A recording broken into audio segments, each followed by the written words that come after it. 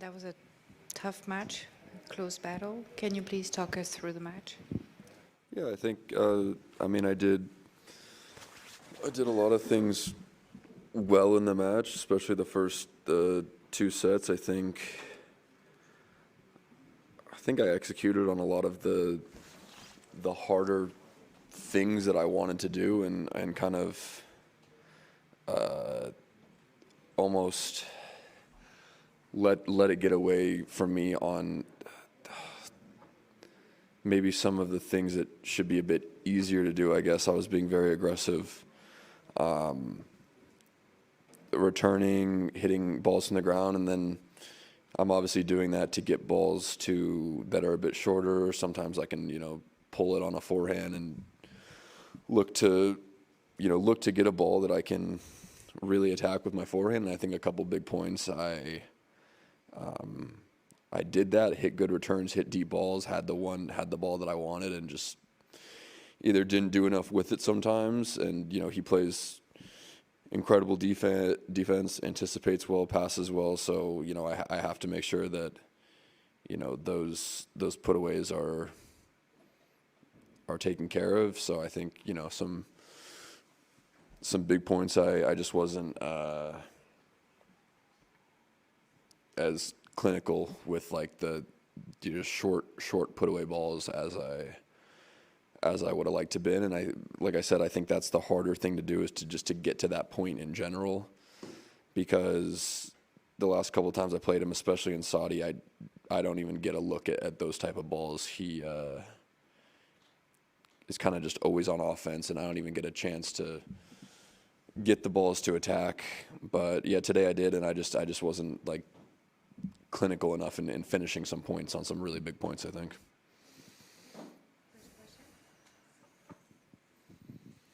Hi, Taylor. Congrats anyway, because it was a really great match. I think one of the best of the year. I was wondering if you had any specific regrets and what's missing.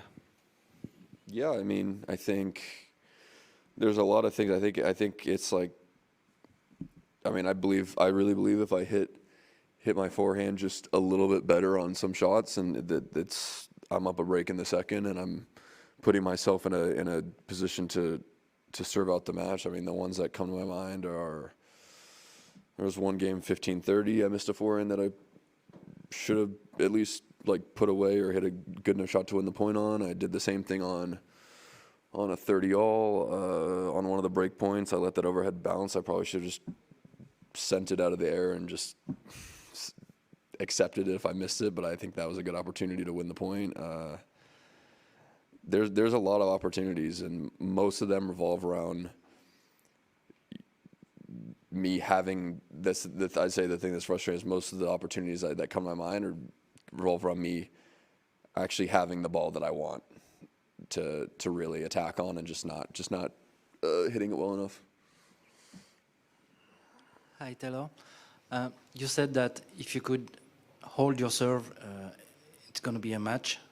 That was the case pretty during all the match. But how difficult is it to stay focused on your serve when you're playing Carlos? And second, do you think it's the match where you were the closest to him, maybe?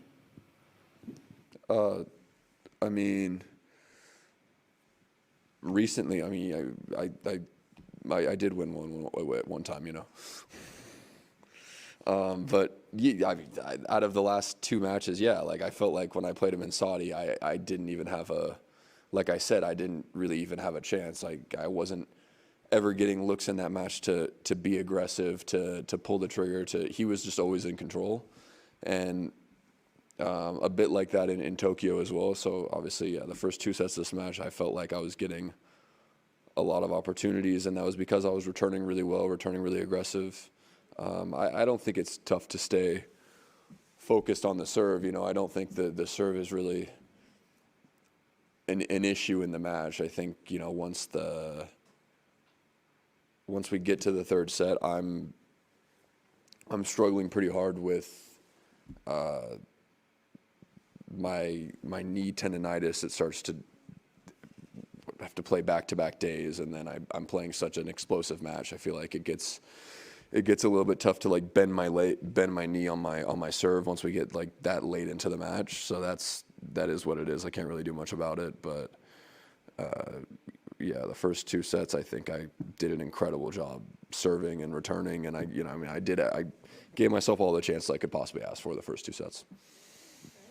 Just on that point of those first two sets being so close, and when it ended up going into a third set, was there I mean, not that you didn't stop trying to your best, but was there an element of total frustration and a bit of a letdown or feeling a bit flat or anything like that with the third set?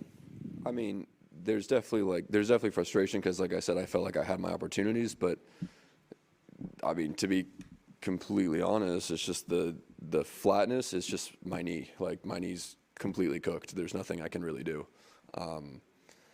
I've been dealing with it all year. I've had tendonitis all year long. It didn't start to become a problem in my actual tennis matches until around grass court season, kind of after grass court season. Up until then, I would only ever feel the pain after cooling down, after being done. It was never an issue, and then that's when I started feeling it during matches. And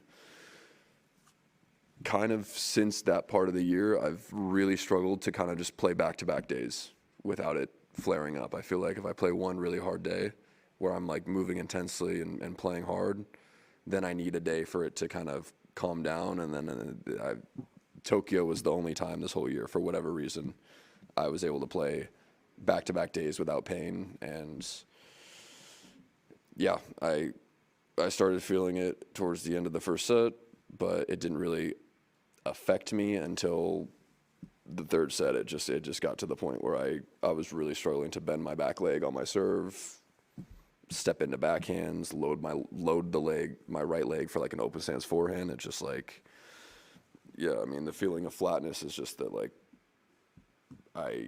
I'm really struggling with it. Hi. I don't know, you probably said something that is already an answer to my questions, because I'm not sure I understood everything you said. But there were at least 3 or 4 forehands that you were 2 meters, 3 meters far from the base, from the net court. And I don't know why you hit those balls on 3 times out of 4 on his forehand. Trying to counterfoot him, probably. But you had a lot of space on the other side, and I am asking you, do you think it's a matter of being anxious? I mean, not nervous, but anxious to finish it. I mean, why this happens? Because, to be honest, from my point of view, I am not a great player like you are. They seem to be very easy shots for you, for a player like you. And I don't know if you will ever see it on TV again, or video analysis. I mean, I think he's great. He's very quick, and he's great at anticipating. And I don't think the fact that it's going to his forehand's the issue. It's just that, like, I hit balls when I had those easy shots, I hit them in both directions, and I think part of it, and one aspect of it is he's anticipating well, and kind of just maybe he can just see by how I'm setting up where I'm going to hit it. And I think there's also a luck aspect to it as well. He's just picking a side. He knows that it's an easy shot. He's going to pick a side, and he's picking the right side a lot. It was probably, I don't know if there's probably ever been a match where someone's picked the right side on short balls against me more, and that's obviously why I say it can't all be luck. He's a great mover, and he anticipates really well, and I'm sure he anticipated a lot of the shots. But yeah, I mean, to be honest, on a lot of those short balls, I tried to mix it up. Sometimes I hit what I thought was the more obvious shot. Sometimes I hit what I thought was the less obvious shot for him, and he seemed to be there every time. It's, again, one of the very frustrating parts of the match is not being clinical, finishing the easy shots sometimes.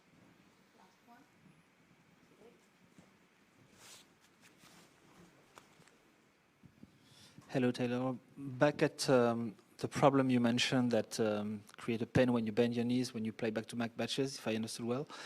How does it happen? Do you feel it straight away, or is it very progressive? And I mean, from a medical point of view, do you know what it is and how you can deal with it on the long term? Yeah, I mean, the thing is, in order to deal with this, you need a certain amount of weeks to strengthen it where you're not pounding on it playing tennis, and unfortunately that time period that you need that does not exist in the tennis season. So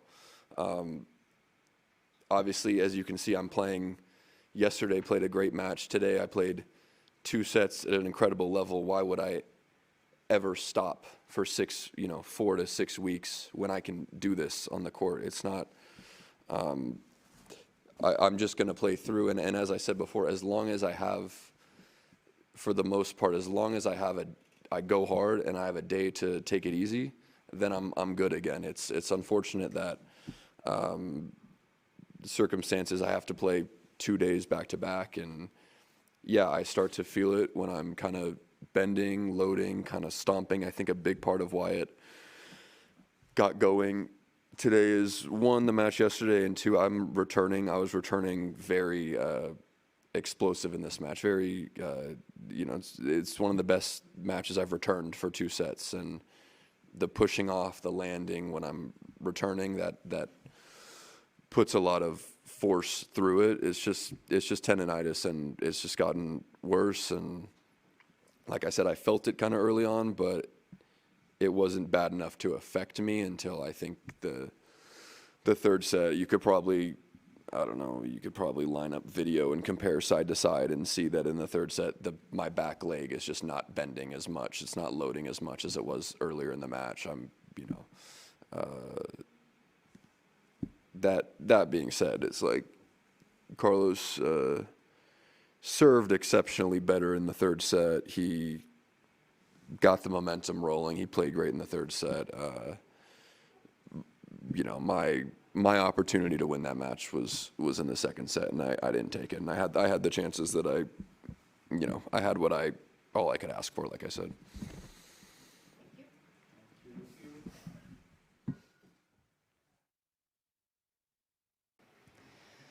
Carlos, congrats. That was a tough battle. Can you walk us through the match, how you turned that around after losing the first very close set? Well, it was really, really difficult match. Really demanding physically. So it was really tight. I saved really difficult and important moments during the match, which I'm really proud of and really happy about it. To show a really good tennis when it matters. So really important win for me. And yeah, really happy to get another win here in the Nitto ATP finals.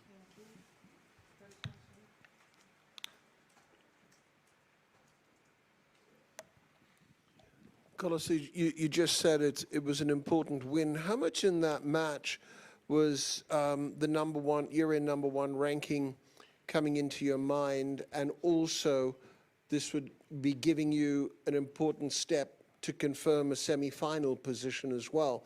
I know you've still got a little bit of way to go before number 1 can be confirmed, but did those 2 things come into your mind at all during the match? Well, at the beginning, I'm trying not to think about it, to be honest, but it's really difficult not to think about the number 1 spot. At the beginning of the match, I thought a little bit about it, but during the match, there were a lot of things to think about, and the number 1, the thought about the number 1 was gone. I was, in my mind, I was thinking about how can I turn around the match, because I had really difficult moments, and I wasn't playing that good, I guess, or I just I didn't feel as good as the match against Diminau, for example. So I thought about to find a way just to try to come back or to win a match. So the number 1 thoughts I didn't think about it at all, during the match. I was just trying to get the win, how it is possible. Good that I got it, and obviously it was a really important step for classify to the semifinal. Hi, Carlos. Huge congrats, great comeback. I was wondering, your match finished like a couple of hours ago. What's your routine post-match like? Because I imagine you have so many things to do. Is like the press conference the last thing you do before leaving from here? What are you going to do tonight and everything? Well, it depends on the match, depends on the day. There are some days after the match that I come straight to the press conference, and then I do everything else after all. Today was a little bit different, so I was tired, so I wanted to calm down, to cool down a little bit, take the shower, eat something, and then probably this is the press conference, the last thing before going back to the hotel and get treatment. But this is the invisible match that we call, just to get everything ready to recover as good as I can and as fast as I can for the next round. Hello, Carlos. Taylor praised your level after the match, and he praised your sense of anticipation. When he had easy forehands, sometimes he missed, and he said it's because Carlos is always guessing where the ball is going to go. Question simple, how do you do that? Well, just I'm trying to be in his mind before he hitting. I don't know. It just depends.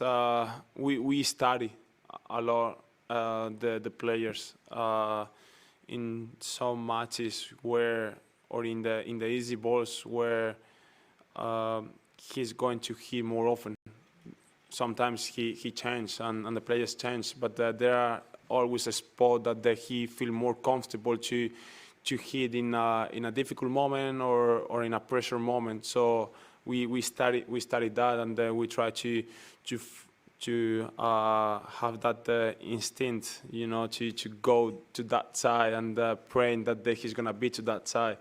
I think today I went to the correct side a couple of times, so probably after all he fell a little bit in pressure in that ball, so that's why he missed a little bit. But it was just thinking about one side and go for it. Any other questions in English? Last one.